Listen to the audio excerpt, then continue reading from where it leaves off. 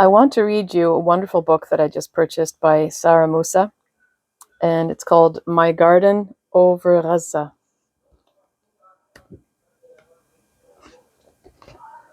The drones buzz over our apartment building, and I catch my breath.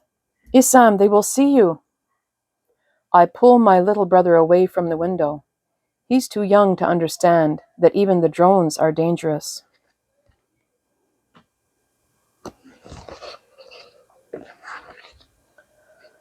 Shall I tell you about Baba? Isam nods, climbs down, and sits quietly beside me.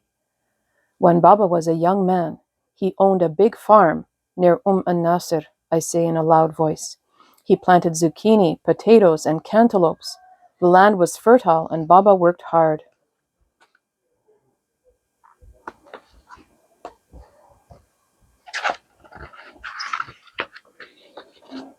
Where is his farm now? Isam asks. When the occupiers built the wall, it trapped us in the Gaza Strip so that we could never get out. Baba's farm is behind the wall, and Baba couldn't go back. But Baba kept planting wherever he could. He's the one who started a garden on our roof and taught me how to care for it. Can you teach me? Isam asks. I can't hear the drones anymore. Today, I'll teach you to pick green beans, I say.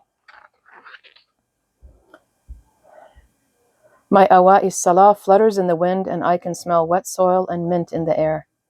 I close my eyes and try to imagine Baba's farm where the plants are in rows as far as I can see.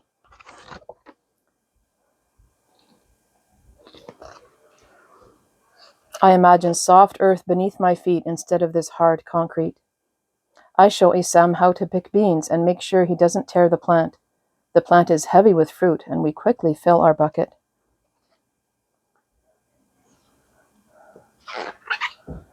I make green bean stew and carry a plate of it downstairs to Mama's sewing shop.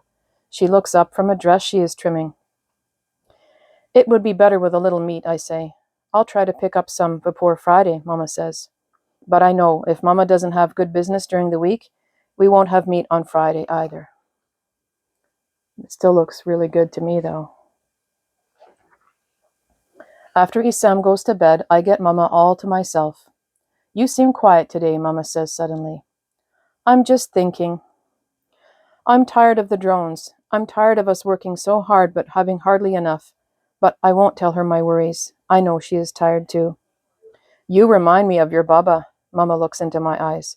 Always thinking.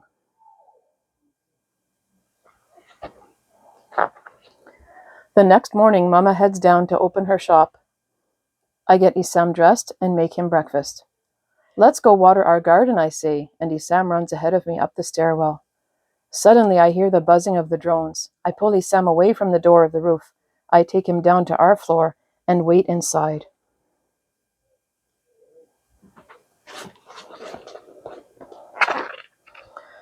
I put a cartoon on for him and watch through the window, anxiously waiting for them to leave. I see a drone turn back over our roof. It's spraying something. Don't follow me, I yell at Isam and slam the door behind me. I run up and swing the roof door open. The air feels thick and smells of chemicals. I grab a plastic sheet from the bin and throw it over my plants, but they are already wet from the spray.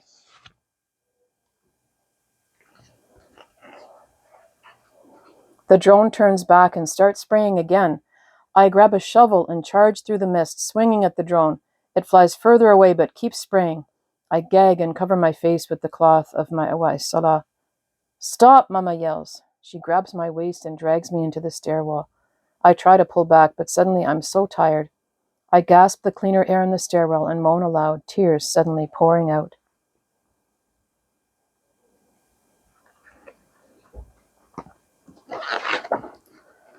Mama, I cry, it's all gone.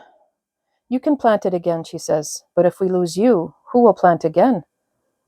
I scrub my skin in the shower to wash off the herbicides, but on the inside, I'm still burning.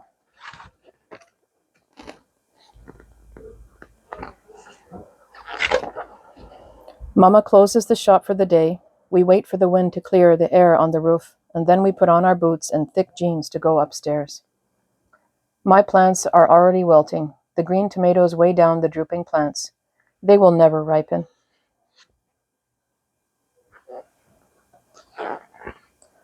We'll plant again, Mama says. But what's the point, I say, swallowing my tears.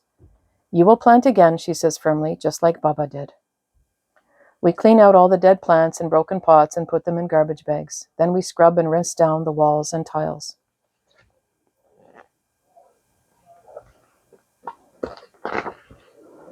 The next day, Mama comes home earlier than usual.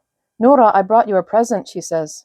She has 4 grapevines lined up at the door and places some seed packets in my palms. As I fill the pots with sweet soil and pat in the new plants, I imagine Baba sitting beside me, patting in the plants too. Baba always sang as he worked. I sing Baba's favorite song, a song of freedom.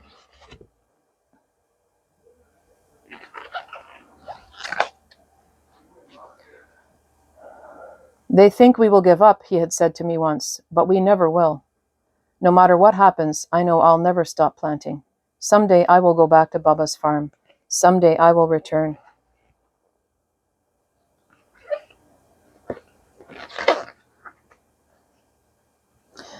Gaza is a strip of land on the southwestern coast of Palestine, where over 2 million people live. The strip is completely surrounded by water and guarded barrier walls. There are a few entry points in and out of Gaza, but these are heavily regulated. It is nearly impossible to get a permit to leave. Limited resources and the overcrowding are only part of the problem. Since the government of Israel controls the entry points into Gaza, they will often prevent food, medicine, and other necessities from entering. Drones are sent into Gaza on a regular basis. Some drones are sent to surveil, some are sent to attack, and some are sent to spray herbicides on crops and gardens to further limit and control the available food. The people of Gaza are amazingly resourceful. They reuse concrete from fallen buildings to build new ones. They invent new versions of things like electric cars or methods of growing plants. Roof gardens are common in Gaza because they help feed families. And here's a map of the different sections of Palestine. I highly suggest you get this book if you don't have it already. It's called My Garden Over Gaza by Sarah Musa.